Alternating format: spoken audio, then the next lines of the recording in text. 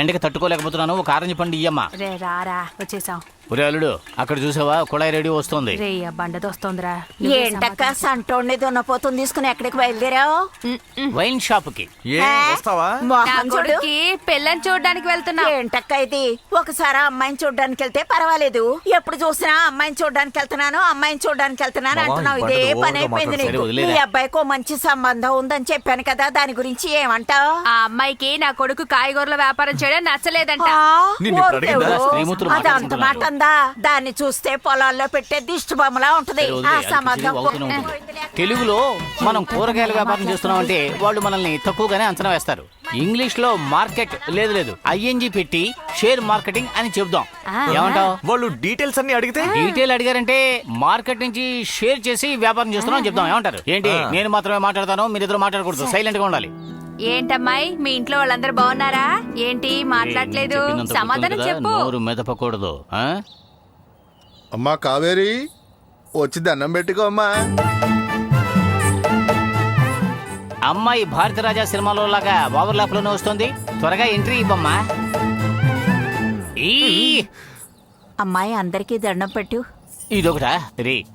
అమ్మాయి వంటింట్లోనే మేకప్ చేసుకుని అలాగే వచ్చేసినట్టుగా ఉంది, నాకే నచ్చలేదు. వెళ్ళిపోదాం రారా. పర్వాలేదు మావా, కలర్ కరెక్షన్ చేసుకోవచ్చు. అమ్మాయి నల్లగా ఉన్నా కళగా ఉందిరా, మన అమ్మలాగా. ఏంటమ్మా నిన్ను అసహ్యంగా మాట్లాడుతున్నా? ఊరుకోమా. ఇలా చూడు మావా, ఇంకా 2 నెలలే ఉంది, లేదంటే 6 ఏళ్లు వెయిట్ చేయాలి. సంసారం లేకుండా మనం 6 నెలలు తట్టుకోలేం మావా. కాదు మావా, నా మాట. దీన్ని ఓకే చేసేద్దాంరా. రే, ఈ పిల్లని పెళ్లి చేసుకున్నామంటే కుటుంబ నియంత్రణ పాటించాలి. అల్లుడు గారు ఏం చేస్తున్నారు? ఏంటి కనబడటం లేదా? మాట్లాడుకుంటున్నాం. ఏం బిజినెస్ చేస్తున్నారని అడిగా. అది వ్యాపారం. మార్కెటింగ్ చేస్తున్నా. అవునవును. మార్కెటింగా? అదేం మార్కెటింగ్? ఓ షేర్ మార్కెటింగ్.